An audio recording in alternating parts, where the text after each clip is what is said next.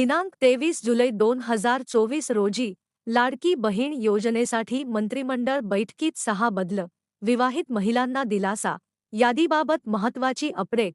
मुख्यमंत्री एकनाथ शिंदे यांच्या अध्यक्षतेखाली आज राज्य मंत्रिमंडळाची बैठक पार पडली. या बैठकीत सरकारच्या वतीने 6 महत्त्वाचे निर्णय घेण्यात आले आहेत. मंत्रिमंडळ बैठकीत नवीन नियम आणि अटी व शर्ती. 1.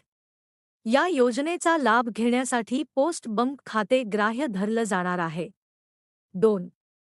एखाद्या महिलेचा परराज्यामध्ये जन्म झाला असेल आणि तिने महाराष्ट्रात अधिवास असलेल्या पुरुषासोबत विवाह केला तर त्याही महिलेला पतीच्या कागदपत्रांवरती योजनेचा लाभ मिळणार आहे.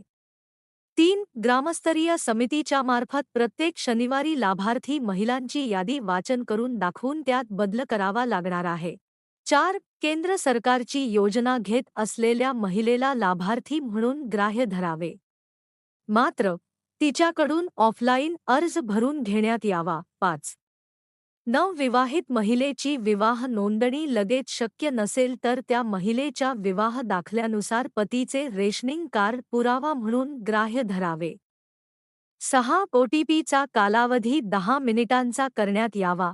दरम्यान या अंमलबजावणीसाठी इतिवृत्ताची वाट पाहता तात्काळ शासन निर्णय काढून अंमलबजावणी करायला सुरुवात करावी, असा निर्णय आजच्या बैठकीत झाला.